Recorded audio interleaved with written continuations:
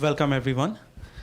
A Forbes article about Faber's book begins with the question: how does an investment manager reconcile all of the various prognostications he hears on a daily basis?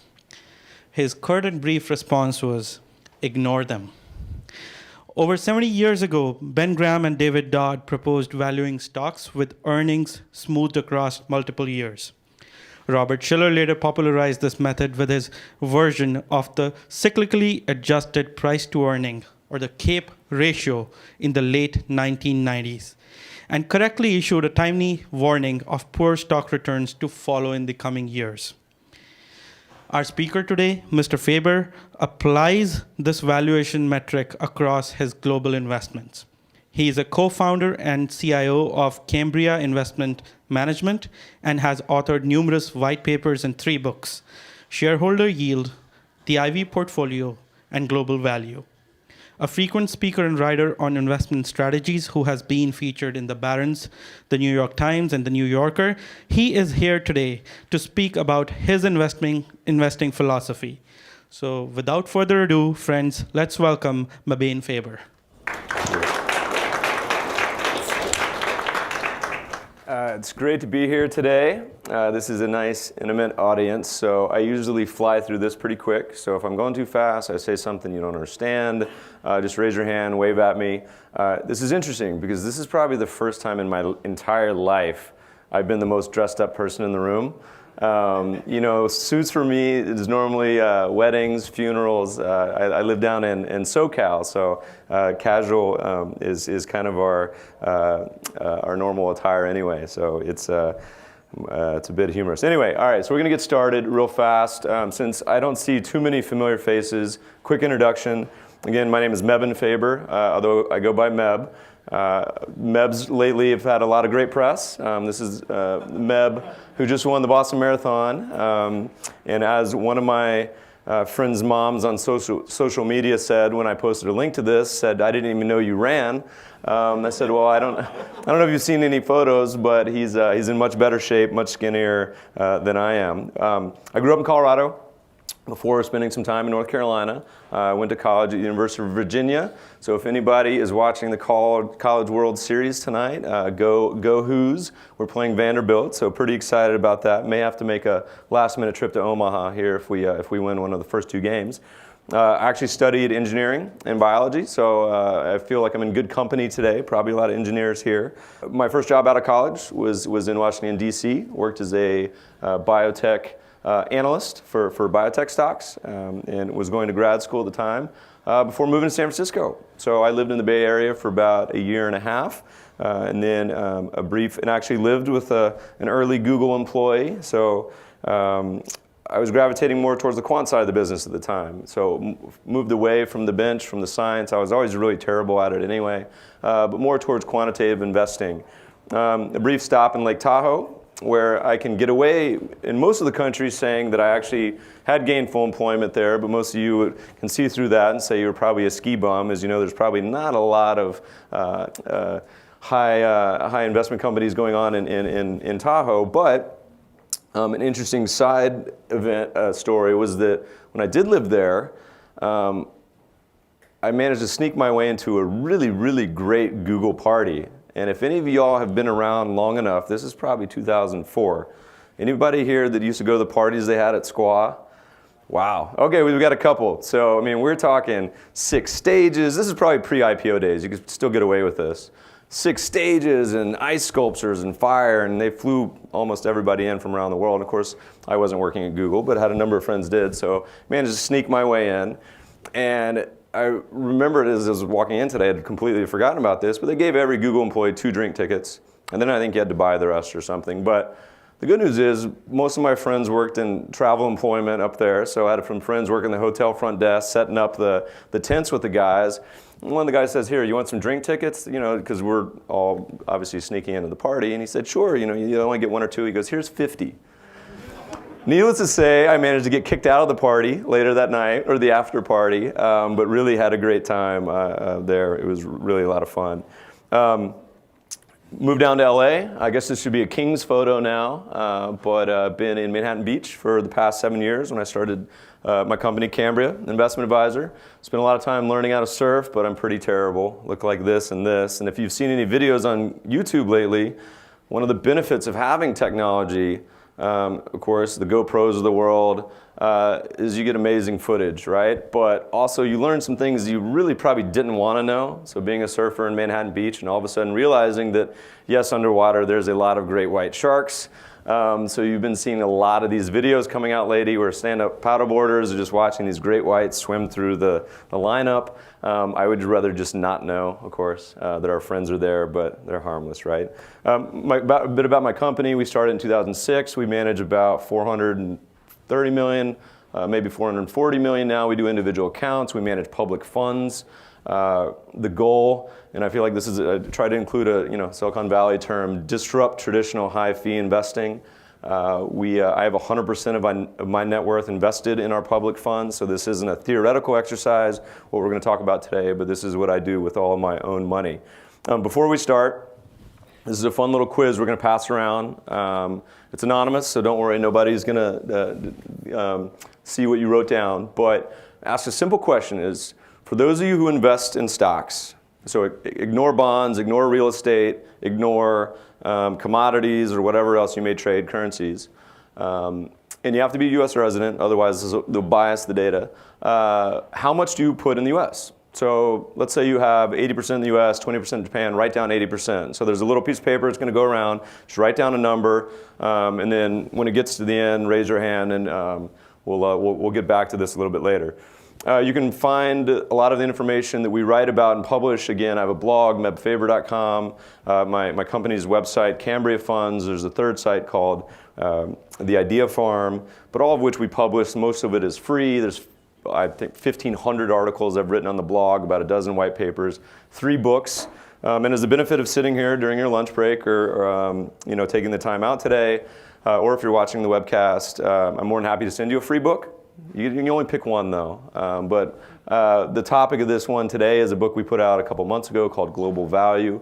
But we've also published 2 others, but I'm more than happy to send you one. Shoot me an email, my personal email address, mebane@gmail. I tried to get meb@gmail in the early days, but they said no 3-letter Gmail addresses when it first came out, sadly. But anyway, shoot me one. Ivy Portfolio is best in hard or paperback. It came out at a time when the Kindle software wasn't that great yet, so I would recommend reading that one in a hardcover, or paperback. But the other 2, happy to send you a free copy. All right, so we're going to get started on the talk now, and it's interesting because a lot of people, when you talk about investing, it's an interesting science, and it's interesting because so many people have such widely held beliefs, right? And so talking about it in many ways to certain people, especially that aren't as open-minded, it's like talking about politics. It's like talking about religion, right? Trying to convince a buy and hold indexer that you should be tactical is just as difficult as trying to convince a Republican to be a Democrat or someone to switch religions. It's really difficult, but we're going to talk about some interesting stuff today that probably goes against a lot of conventional wisdom. So keep an open mind. You may agree with some of it, may not, but it should be interesting. I was going to name this chart or this topic, "You Suck at Investing." And when I say this, I don't mean any of you specifically. I'm not pointing out any one of you, although most of you do, but you're terrible at investing. This is the broad investing public. This is an example of a study that comes out by Dalbar that shows investor returns, dollar-weighted returns. As you can see, typically everything did good except for the average investor. Morningstar replicates this study for funds, right? So the average investment fund, when the money comes in, when the money comes out. And typically what happens, people are emotional.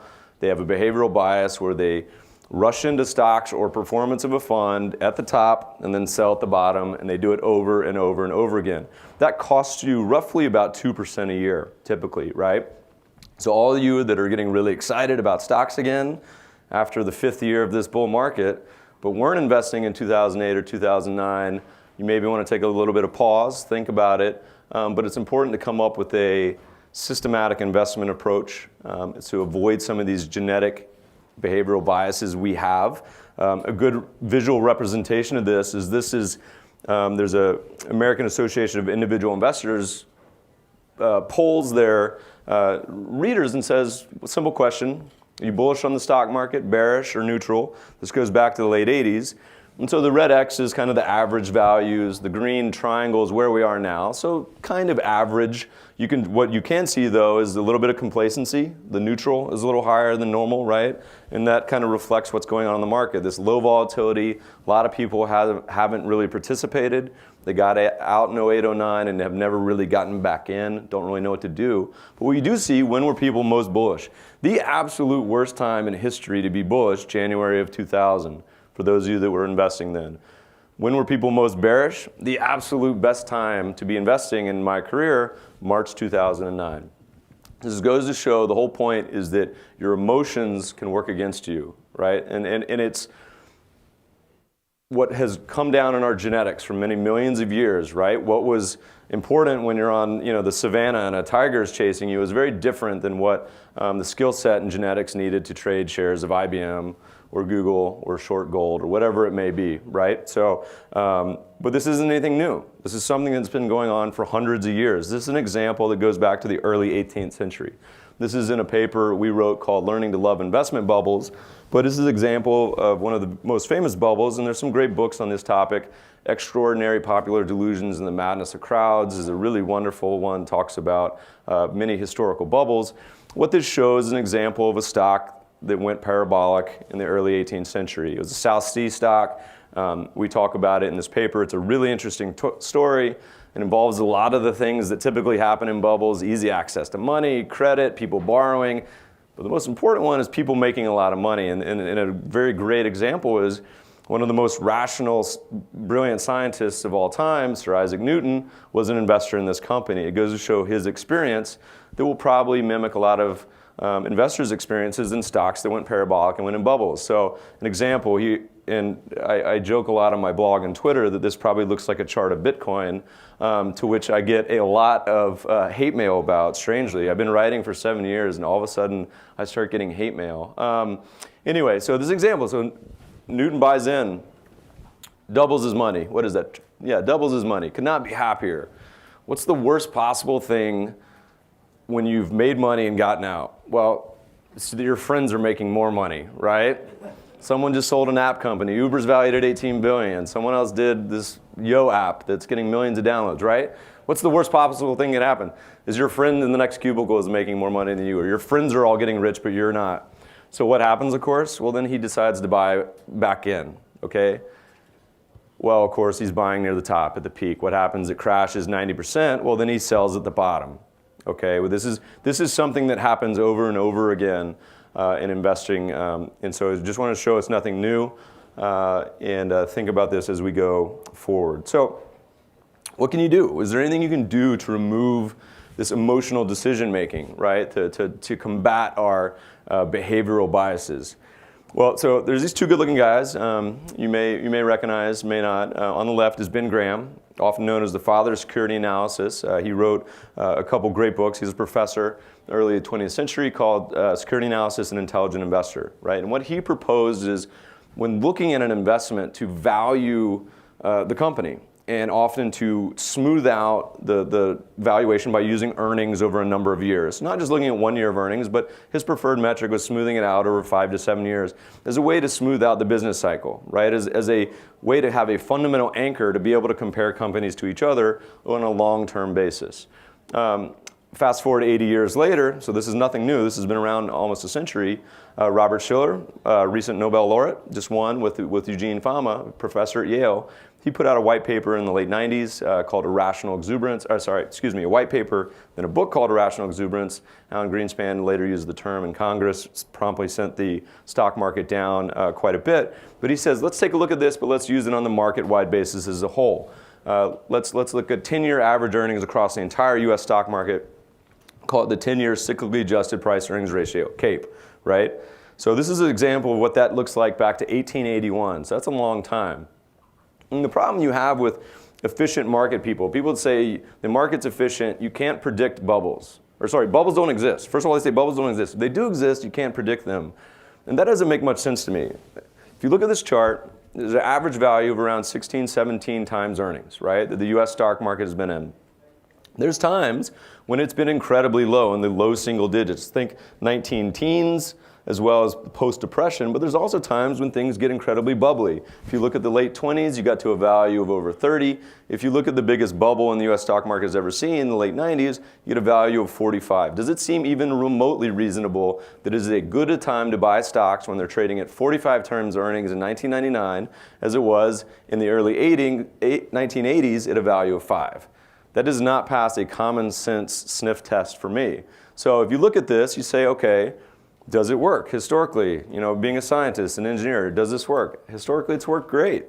If you buy stock market when it's cheap, at say less than a CAPE ratio of 10, you get great future returns. These are 10-year returns going forward, real returns. So we're netting out inflation, and it's a nice stair step down. The more you pay for stocks, the lower your future returns are. It is, again, it's not rocket science. It's simple, but this works out over a long-term time horizon. If you look at where we are now, we're at a value of around 26. So unfortunately, in the worst bucket, where the red line is right now, where future returns should be pretty muted, pretty low. We don't think it's a bubble, you know, it's not crazy, but I was talking about this at lunch today. There's a spectrum of future returns, right? And simply the more the market goes up in the meantime means the lower your future returns are going to be. The more the market goes down in the meantime, the higher your future return is going to be in general. The best possible thing that could happen if you're a young person in this room is the market to crash by 50%. Maybe not the best possible thing, but the best possible thing for your investing career, because you can then invest in the US for the next 10, 20, 30, 40 years at a much cheaper valuation. That is not the opportunity set right now, unfortunately. We're going to stop on this one real quick. It's just a scatter plot for the nerds out there like me that goes to show that valuation, it looks almost like a shotgun blast, right? It doesn't explain everything. We're in kind of the yellow area, but in general, the more expensive you pay for stocks, the worse the future returns are. The less you pay for them, the better the future returns are. I don't expect you to see this chart. I don't expect you to really even appreciate what it is. From just the colors, it looks like a bowl of like Fruity Pebbles, right? But what this is CAPE ratio buckets. So the dark green are the cheapest buckets, all the way out to red, which are the most expensive. And these 5 columns are future annualized 10-year returns. And the only takeaway from what you should see in this chart is that most of the green stuff is on the right, meaning your starting points, when they're cheap, great future returns, and most of the red stuff is on the left. When you pay too much, in general, you get crappy returns going forward. However, it's not guaranteed. Right? You see there's 3 great returning years on the far right when you started out with pretty rich valuations. And on the left, there's even a few green, light greens, when markets were cheap that you had kind of low returns. So valuation is not, it is what we like to call a blunt tool. It is not an exact science, which makes it challenging as well as fun. But if you look at the 10 best times to buy stocks in the past, I think this is 114 years, awesome returns, 16% a year, net of inflation. You can really compound massively at that level. The starting valuation was around 11. The 10 worst possible times to be buying stocks over the past 114 years, negative returns every year. Starting valuation was an average of 23. All right, so where do we find ourselves today? A secular bull market starting point around 11, or a secular bear market starting point around 23. The bad news is we're on the more expensive side. There's a caveat, of course. This is the PE ratios versus inflation. When inflation is low and contained, let's call this 1 to 4% safe range, which goes from about here to here, people were willing to pay more for stocks, right? Because the future is slightly more certain. When inflation is really high, think about Argentina, think about these countries that have consistent high inflation, Venezuela, and you're a business and you're trying to plan for the future, it's really difficult. On top of that, your future cash flows are worth less because every month you're losing money to this erosion of inflation. So you'll see a warning sign. This may never happen in the next 10, 20 years. Who knows? Maybe it will. In the 70s, the US had double-digit inflation. It's hard for many of us to comprehend now, but thinking about inflation going up that much, when we live in a world of, let's call it 1.5%, 2% inflation, hopefully right now, not even that much. But the takeaway is that until inflation gets above really that 3-4% kind of upper level, people are willing to pay more for stocks for that certainty. Again, they're not willing to pay 26, which is off this chart, but they're willing to pay a little bit more. There's a lot of criticisms of this valuation methodology.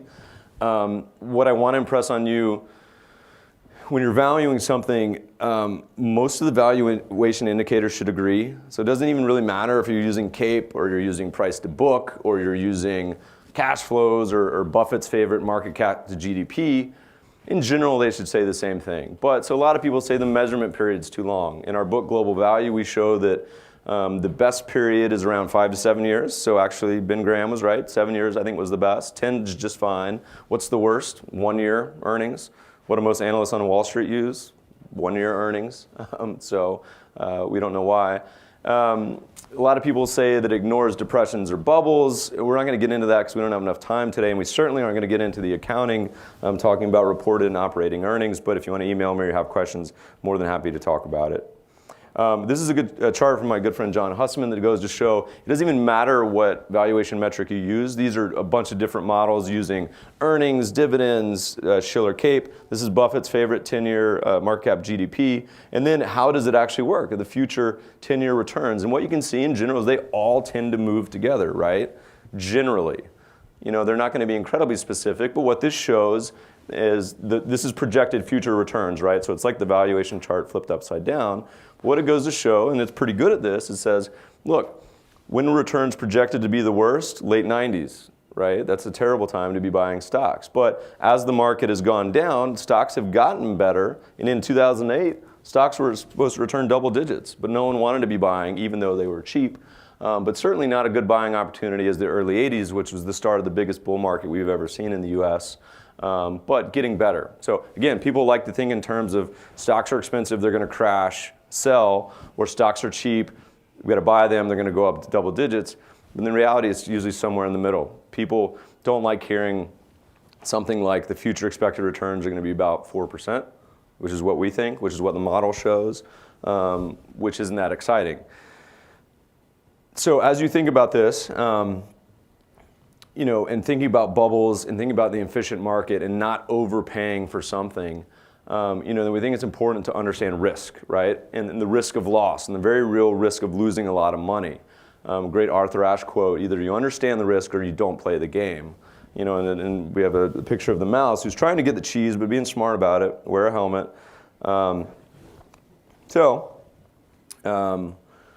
And somebody on Twitter the other day said, you know, it's kind of, Meb, your CAPE measure, or the Shiller CAPE measure is kind of like, you know, the difference of chance of fatality if you're driving a car at 200 miles an hour versus 5 miles an hour, right? You're much more likely to get into a big wreck, fatality at 200 miles an hour than you are at 5. So that leaves us with the problem. Every pension fund in the country expects 8% returns per year. We wrote a paper called What If 8% is 0%, right? Pension funds investing with eyes closed, fingers crossed. What do? US bonds yield 2.5%. Stocks should return around 5%. That's not that exciting, right? Your 4% yield or 4% roughly return, the math doesn't work out. It doesn't work out for a lot of institutions. They're going to have really big troubles with their pension funds that will likely eventually go broke in the next 10 to 20, 30 years. So what do? If you're looking at returns, what do? This is a chart. We'd never seen anyone do this, so we had to go create this. We said, all right, we live in a global world. Let's look at 45 developed and emerging economies, countries, and come up with a CAPE ratio for all of these, right? And so we took this back to the early 80s. And in general, take away this chart is that most things move together, right? And generally, stocks are correlated. It's a globalized world, right? What happens in the US is going to affect what happens in China and India and Japan, and vice versa. So in general, they move together. However, you can see some pretty wide dispersion at certain times and over the years. And then you also see a few things. This massive, massive outlier over here, this bubble. There's a lot of young faces in the crowd, so you probably don't remember this, but Japan in the late 80s was widely expected to take over the world, right? Their companies were better, the cars were better, they're more efficient companies. The valuation of their stock market is the biggest bubble we've ever seen, and it's not even close. They hit a valuation ratio, CAPE of like 95, or maybe it's 99. I can't see, 95 it looks like. And so it's funny because you'll hear commentators talk about the lost decades in Japan and how terrible the stock market returns have been in the 90s and 2000s, right? No, it's because they had one of the biggest bubbles you've ever seen, and it's taken them that long to work that off, right?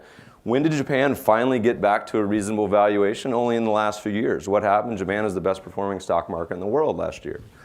So, but the efficient market person will say that it was just as good a time to buy Japan in late 1989 when the real estate under the Imperial Palace was worth more than the entire state of the real estate of California, right? Things that just don't make sense. But to us, coming up with this objective measure of a fundamental metric, fundamental anchor, can that help you? So we said we reran the same test. Does starting valuation impact future returns? The answer is it does.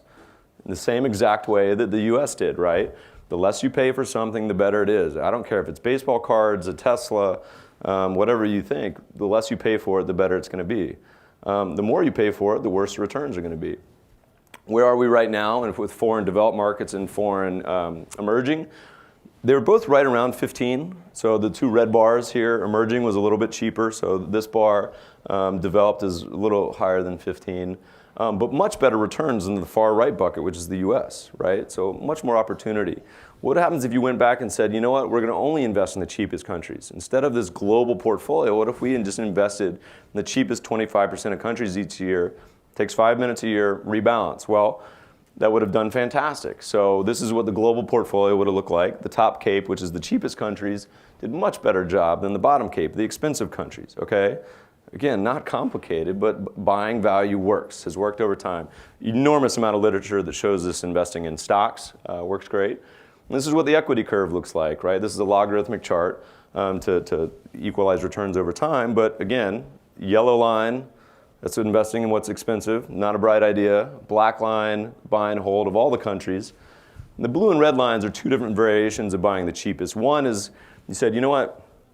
It probably makes sense to invest in the cheapest, but only invest in the cheapest when they are the cheapest. What if everything is expensive? So like the late 90s, for example, right? You don't want to be investing in stocks when everything is expensive. So we use an absolute metric cap of around, I think it was 18 in the book, maybe it's 20, to say, you know what, if things get that much, we'll start to move to cash, right? And so you all come up with a little bit less volatile portfolio, same returns over time, but avoid some of the big drawdowns and losses of buy and hold.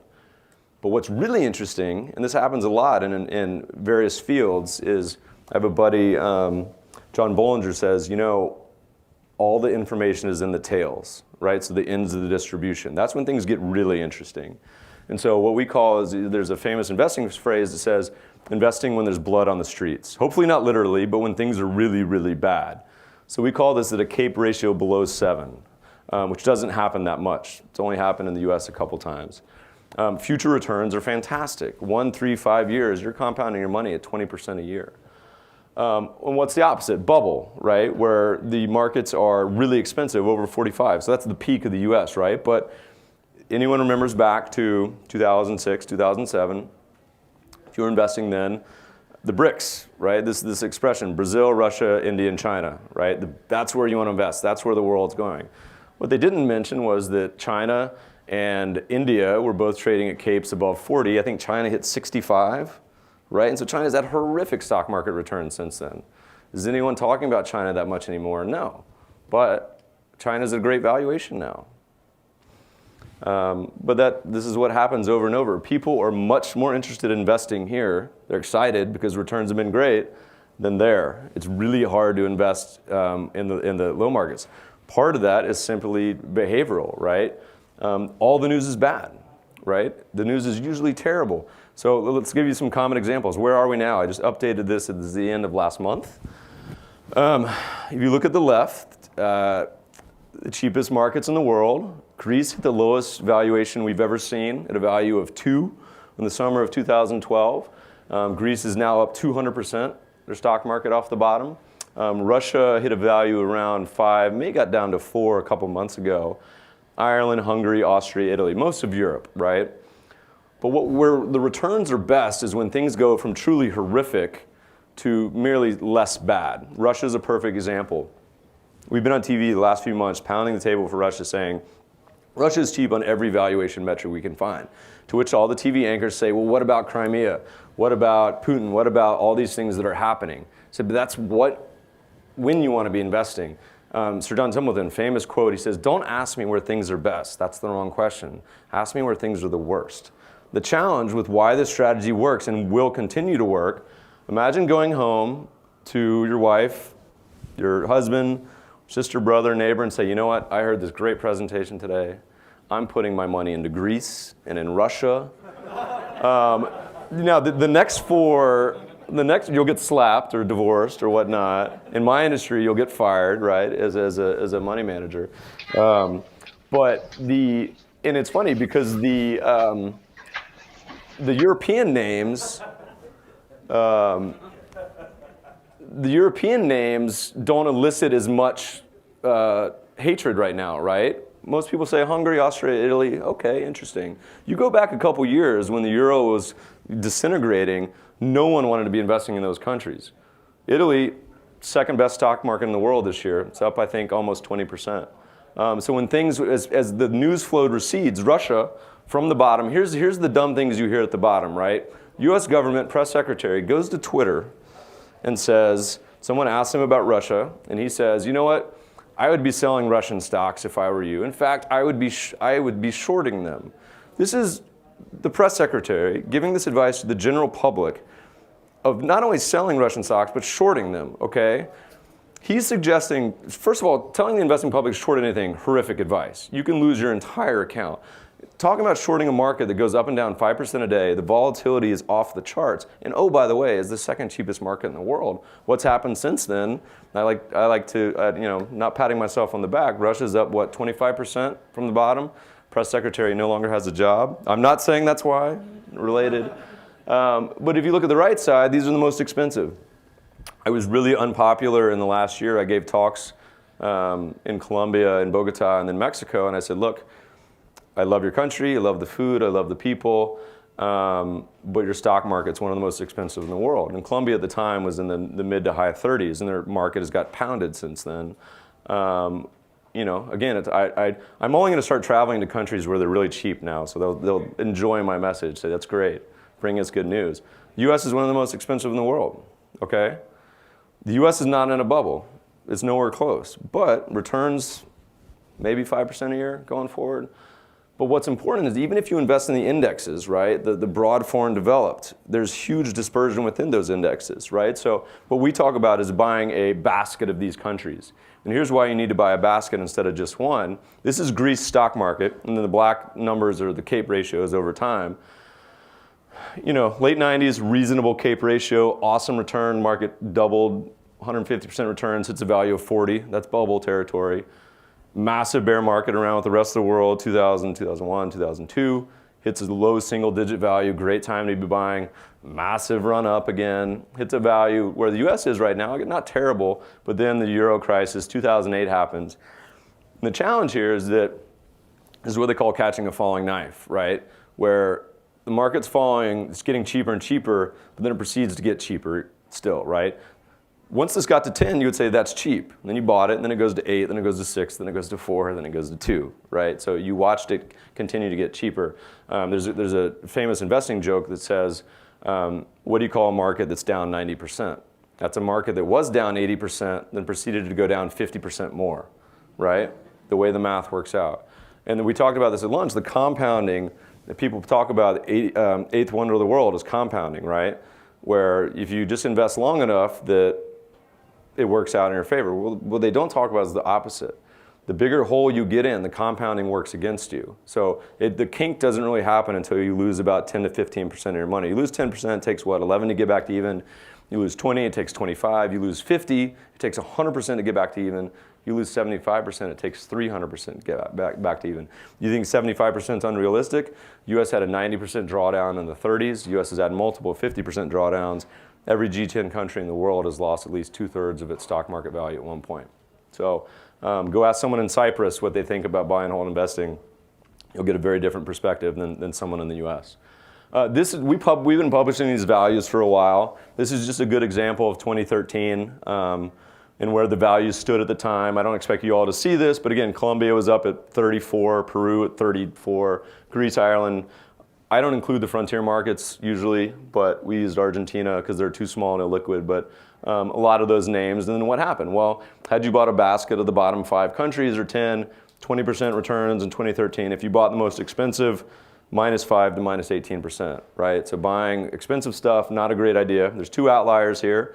One, cheap country Russia, which went from 7 down to 5, had negative returns last year.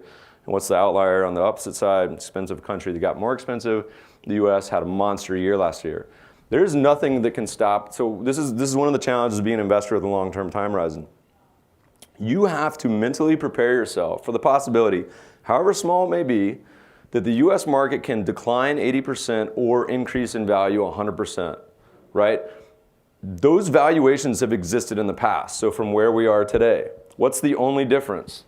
What people are willing to pay, right? That's it. How much are you willing to pay for one share of the S&P 500?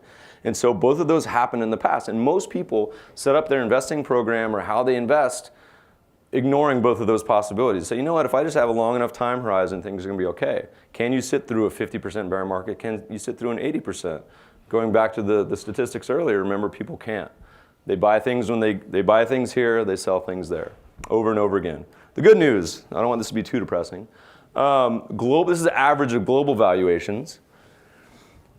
Generational lows, single-digit CAPE ratios, early 80s, again, best time to buy in everyone's career, but expensive, things got expensive, late 90s, a special bubble. Market got hammered, went back up, '07, right? Bubble territory again, huge bear market. Most of the world has lagged the US over the past 5 years, so we're down in this cheap territory. Most of the world's pretty cheap, and going back to this chart, many countries are really cheap, all right? So moving towards the left side of this chart, away from the right side of the chart, is important. Why this matters to you? Where's that piece of paper? Did you pass it up to me? Oh, geez, you guys are even worse than normal. Okay. There's another bias called overconfidence, and I'm sure this room has it in spades. This is why I became a quant. I read a lot of literature. I suggest behavioral. There's a lot of great behavioral books. James Montier writes some of the best there are. But to take a little time and read those books, because you'll see a lot of behavioral biases. Overconfidence, right? More than half this room thinks they're smarter than the other half, better looking, better drivers, right? Statistically, that's impossible. And same thing with the population. I asked this question, I've asked it in my last 8 speeches. I've gotten the same answer, more or less, at every speech. The average amount people invest, and I'm sure you circled it here, this is it, right? 78% in the US. That's called home country bias. It happens in every country around the world. Americans invest all their money in the US. Italians invest all their money in Italian stocks. People in Greece do the same thing, people in Japan. That's a terrible idea, and I'll tell you why. It can be a good year, but it can be a good idea. In general, it's a terrible idea. The US, this is global market capitalization. What percentage of all these countries are they of the entire world? US is half. If you were a Vanguard, John Bogle devotee, indexer through and through, buy and hold, you should only have half your portfolio in US stocks. No one does. You go to a financial advisor, any advisor almost on the planet, and say, what do you think, how much I put in the US? It's almost always 70%, which is the broad average for the country. Not just retail, but professional as well. Same thing happens in every other country, right? And it's more insidious in other countries because often they're a tiny part of market cap. So Canada, you're 4%, but you're putting 70% in Canada. You're getting no exposure to the global world. Think back to the Japan example and why this is so bad. And this lines up the 2 bubbles just to show you how bad the Japanese just dwarfed our cute 90s internet bubble, right? This is kind of months to the peak, so we just lined them up. But this goes to show this massive bubble. Look how long it took Japan to work that off, right? It only got cheap in the 2010, 2011, 2012. Japan in the late 80s was half of world market cap, same as we are today, right? That's hard to think. Those negative returns for the next 20 years were a massive drag on your portfolio, right? On a global portfolio, which is what market cap weighting does. Market cap weighting means you're investing based on the broad portfolio. You invest the most in the biggest companies. Right now, that's what Exxon, Apple, certainly up there. But usually, the only metric they're using is price. They're not using valuation. They're just what's biggest. Well, That's a terrible thing. This is a chart of the S&P 500, is the blue line. This asks a simple question: what if you invested in the biggest biggest company in the U.S. when each one held the crown? So familiar names: Apple, Cisco, Exxon, GE, IBM, Microsoft, Walmart. It's a horrific thing to do. Look at how much worse the returns are. Let's think about why. It's simple capitalism, okay? When you're big, when you're Google, you have a huge target on your back. Why? Well, everyone else would like to make money too, right? And they see how successful you are, so it's simple competition. There's a study that came out from some friends down in so-called research affiliates that said, what happens if you invested in the largest company in the market? One of your future speakers actually did a study on this as well, Monish Pabrai. He'll be talking here, I think, next month. Said, what happens if you invest in the largest company in the market? That company underperforms the market by 3% a year for the next 10 years, all right? Big time outperformance. Happens in every sector. The largest stock in every sector underperforms the market in the next 10 years by 3% a year. So and the reason being, again, going back to Japan, market cap weighting overweights expensive countries and companies, all right? So because the reason they're expensive, there's only one variable, which is size. Typically, the biggest is most expensive. It's not always the case. Right now, for example, small caps, I would not touch them with a 10-foot pole in the US. They're the most expensive they've ever been relative to large cap stocks. So I would highly avoid. But again, the US isn't always one of the most expensive. This shows us right now, black line is US, red line is average CAPE valuations. Yellow is cheapest and blue is most expensive. So there was times when the US is one of the cheapest countries, right? In the early 80s, best time to be buying. And there's times when it's been relatively cheap to the rest of the world. You could kind of use this as a guide saying, are we cheap relative to the world, or are we not? And right now, we're one of the most expensive. So not a great time to be getting away from the US. Some other questions. I think I'm going to zoom through the next 5 minutes. Does this work with sectors in the US? It does. Robert Shiller has published extensively on this. Does it make sense to add some other things like trend? We talked at lunch about my favorite intersection is value and trend. So when something is cheap, it's starting to go up, right? Italy is a great example now. Brazil, maybe, turning the corner here. But we're going to shift gear real quick and talk about something, because this is a engineer-focused crowd, because you have appreciation for data. This is an interesting topic, and probably an area for study for those of you who are thus interested in stocks. You know, going back to what we were talking about earlier, most people stink at stock picking. They're horrific at it. They're really, really bad for a lot of the emotional reasons. But it's a tough game you're playing, because you're up against the smartest investors in the world.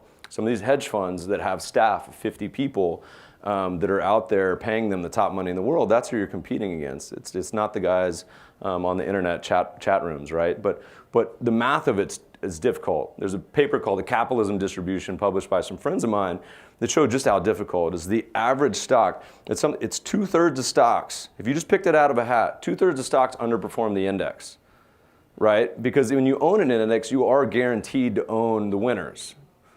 The losers simply go down to value and they go out of business. So one of the reasons why stock investing works is you're just investing in capitalism, you're investing in business, right? But 2/3, if you're just picking out of a hat, if you go pick a company out of the Wall Street Journal, chances are you're going to underperform the index. So the math is already working against you. Half of stocks are losers over their lifetime, right? But it's the tails, right? Going back to earlier, it's the tails that matter. It's the few Googles, Apples, Walmarts of the world that account for the vast majority of your gains.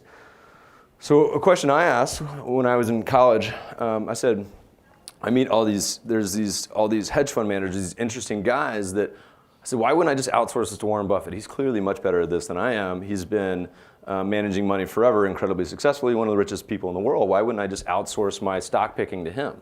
And what most people don't know is that you can. The SEC requires that any institution over $100 million has to publish their holdings. It's every quarter, and there's a 45-day delay, but they are available online, all right? So I said, why wouldn't I just invest in what Buffett buys? And being an engineer, being a quant, this is late 90s, I said, I can't do this until I work with the data. And what we found largely, you can. If you bought Buffett's top 10 stock picks, updated every quarter when the values are public, and there's now an academic paper that validates this, you would have beaten the market by, well, this goes back to 99, 7% a year. That is a monster number. That would outperform every possible mutual fund out there. The paper takes it back to the 70s, finds similar outperformance. This is a local company I helped co-found many years ago called Alpha Clone. that does a lot of the analytics with these hedge funds.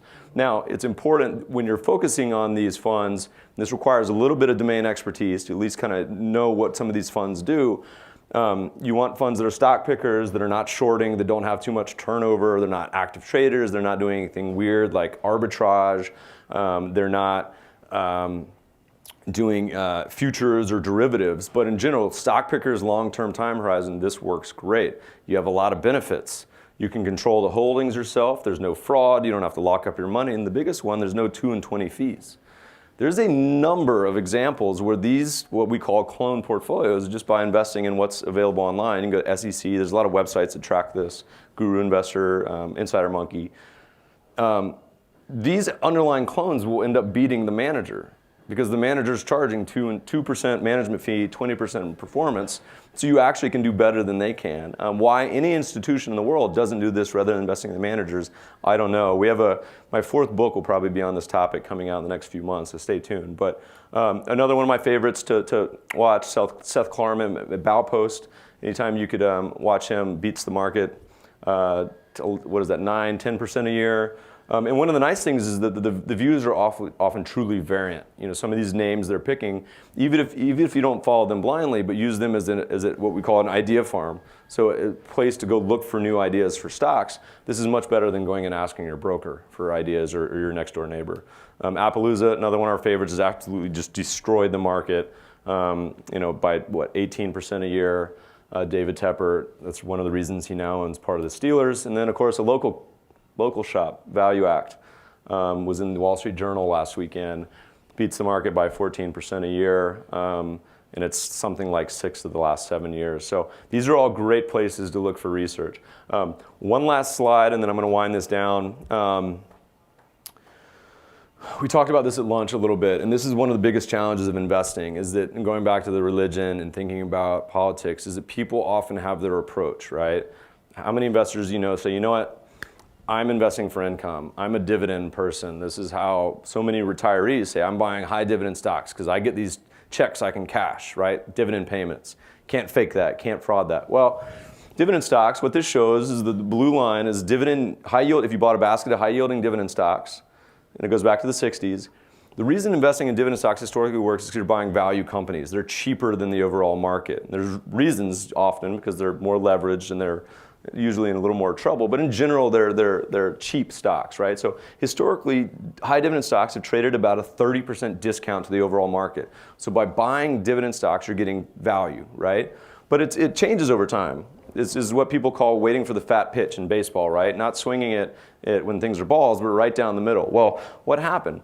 Dividend stocks were the cheapest they've ever been in the late 90s relative to the overall market. Why? Well, everyone wanted pets.com. They wanted all these internet companies, these huge market cap Cisco's of the world. They got incredibly, incredibly expensive, right? So that was the best possible time to be buying dividend stocks. No one's talking about dividend stocks in the late 90s. Massive returns. Dividend stocks didn't even have a 2000, 2003 bear market. Sailed right through it. But what happens when you're in an environment where bonds yield 2.5%, US stocks are going to do maybe 4%. People are looking for yield. Massive amounts of money flows into these high-yielding stocks. What does that do? Well, it totally changes their composition. High-yielding dividend stocks now, for the first time in history, traded a premium to the overall market. They're more expensive than the overall market. You don't have to believe me. You can go to Morningstar, type in your favorite dividend fund, look at all the valuation metrics, and they're more expensive buying the overall market. So there's an entire group of people that will be buying these stocks for the last few years and wondering why in the world their portfolio is underperforming the market so much, and it's because they're buying something expensive, which is an example of investor behavior totally distorting something that historically has worked great. A new fad is low volatility investing. People investing in low volatile stocks historically have beaten the market. What's happened? Massive amount of money has gone into those. Those are also more expensive now. If I had to do anything, I would avoid high dividend stocks, small cap stocks as well. So I'm going to wind this down. Again, this wasn't theoretical. We manage public funds. I have 100% of my net worth invested in Global Value, is the one that goes and buys these 10 countries. But we'll be launching lots of new ideas as well. So if you have some good ideas, please let me know afterwards. Here's my contact information, phone number, work. It's not my cell phone. Blog, email address. Feel free to email me for a book. And I think we got time. I'm opening up for questions now. Oh, hi. So it seems to me that the global CAPE ratio is kind of correlated over time. So as a strategy, should you buy low CAPE ratio countries and also short sell high CAPE ratio Great question. countries? The question is, if you didn't hear it, if it's a good idea to buy the cheapest, why not also short what's most expensive? It's really hard to do. If that is what's essentially called a long, short, or market neutral strategy, right? Where you want to essentially arbitrage the expensive stuff and the cheap stuff. The problem is, over time that works. It works great, but there's almost always large drawdowns, large losses in the meantime. And let me give you examples why. 2008, if you were doing a market neutral approach, the expensive stocks just get hammered all the way down, right? But what happens at the bottom, when the rally comes, what rallies the most? It's the junk, right? It's the junky companies that are now trading at $1.80 or $4, and all of a sudden you're short those, and then you lose 80% on the upside, even though your longs only did 30%. So it's really, really hard. There's some things you can do, and this is getting a little more complicated, such as if you're shorting, you short less the more the market goes down. So you take chips off the table. So you're saying it doesn't make sense to be shorting something if it's already down 50%. It can't go that much farther. Country's not going to go to zero for the most part, right? So you could have a short exposure like right now, but as those countries go down, reduce the short exposure over time. But it's tough to do. And again, so two other caveats to what we talked about today. One, you only need to update this about once a year. A deep value approach needs time to work. The more you update it, the worse it's going to do, all right? And two, in going along the lines of what you're saying, what's important about this strategy is not just that you're buying the cheapest, you're also avoiding the most expensive. So avoidance, I think, is just fine. Shorting, unlike the press secretary, I wouldn't recommend it. Okay, the question is, U.S. has exposure to a globalized world, right? Roughly what, half of the U.S. revenues come from abroad, but vice versa. As the world gets more globalized, much of the countries abroad, China, Mexico, Canada, all have exposure to the U.S. too, right? So our opinion is that we just assume correlations of one, very high correlation of stock markets, right? So in that world, it comes to a more simple question, is not to where the revenues come from, but where is it just cheapest? So where you're getting foreign exposure, so you can get foreign exposure in the US at half, or you can get foreign exposure elsewhere for much cheaper. So it's more important to us in a globalized world just to buy what's cheapest. If the opportunity set is similar and they're highly correlated, which they are, I mean, it's not one, but global stocks in general are up around 70, 80%. That's great because then the valuation means even more. When you're looking at returns of global stocks, are you taking into account currency fluctuations? Oh, I knew that question. That question always comes up. Good question. Question is, what about currencies? And this is quite a simple sounding question, but a much longer answer. When you're thinking about currencies, there's a quote that says, understanding currencies aren't difficult, they're just confusing. And Americans are the worst at it, right? Most people, when they think of currencies, they think of, all right, the peso is going down, and it's now cheaper to go buy steaks in Argentina, or maybe it's getting expensive to go skiing in Europe, and that's it. They don't think about them in terms of investing. They do have a very real impact. Over time, currency real returns, because currencies adjust for inflation, over time, currency real returns are stable. Keyword being over time. In any given year, you could have a currency like Japan last year move 20, 30%, which is a lot. So I'm actually, if you have no value-added way to predict currencies, which I would argue most don't, I would argue you have to choose one side or the other. You're either agnostic and you say, you know what, I'm going to do it from US dollar based, or you hedge all your currency exposure. But you pick one and stick with it. And over time, they'll have the same performance. And then a follow-up is, can you do things in currencies the same way you do in stocks and bonds that have outsized returns? So yes, you can actually index currencies with basic value, trend, momentum, carry strategies that perform great and don't correlate to stocks. But that's the point of a whole nother 2-hour talk. So you guys have me back in 2015. We'll talk about currencies. So I'm agnostic, but it makes a big difference in the short term. In terms of the current valuation, it seems to me that Warren Buffett, Joe Greenblatt, and also Howard Marks, both, I think all of them said that it's reasonable right now. And the only one I know that is kind of bearish in the long term is like is Klarman, right? Yeah. So like, can you reconcile with them? Because like, if Warren Buffett and Joe Greenblatt both said that it's reasonable, then it's hard for me to think that it's expensive, you know. Well, if you use Buffett's own favorite valuation metric, which is market cap to GNP, stocks are very expensive. You also always have to ask why people have the opinion they do. If you're a money manager and have all your money invested long stocks in the U.S., are you going to say they're expensive? Probably not. So it's challenging, you know. And going back to the intro of the speech, I think you should ignore all of them, right? Everyone's going to have an opinion, just like, you know, a guy or girl walks by, 10 people are going to have different opinions. Say, well, you know, that I like him, I don't like him, he's attractive, he's not, whatever it may be. But that's what makes a market, right? There's someone who's bullish on U.S. stocks in 1999, the same as someone who was bearish. So that's why it's important to me to have an objective measure. I don't care what it is. You can use price sales, price book, price cash flow, GDP, enterprise EBITDA. By the way, all of those say U.S. stocks are expensive. There's not one that doesn't. But you have to have an objective metric. Otherwise, you're just what we have found in the literature, and this applies to almost every field, is experts are horrific at forecasting, including our U.S. government, the Federal Reserve, right? They're horrific at forecasting the future. But if you have an objective metric and say, all right, stocks very well could go up 50% from here, but all that's doing is mortgaging the future. So it's unexciting to say, I think stocks are going to do 4% a year. That's not terrible. It's better than 2.5% bond. But is it worth taking the risk? I would much rather invest in the really cheap stuff, most of which happens to be in Europe right now. So as I said on Twitter, cheer for the U.S. on Sunday, but buy Portuguese stocks. So how do you avoid the value trap? For example, if Greece had defaulted and exited from the euro, even buying at 2 might have been how expensive? How do you avoid the value trap? Well, the question is, how do you avoid buying a falling knife and something that's cheap getting cheaper? And there's a couple ways to lessen the impact of it. The first being diversify and buy a basket of 10 countries, right?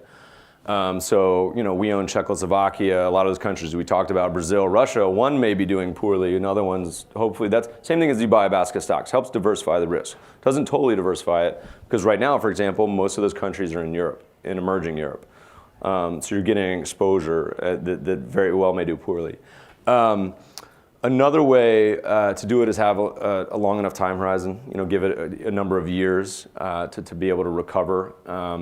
And that's a big key with buying the really cheap stuff. It's hard to watch something go down.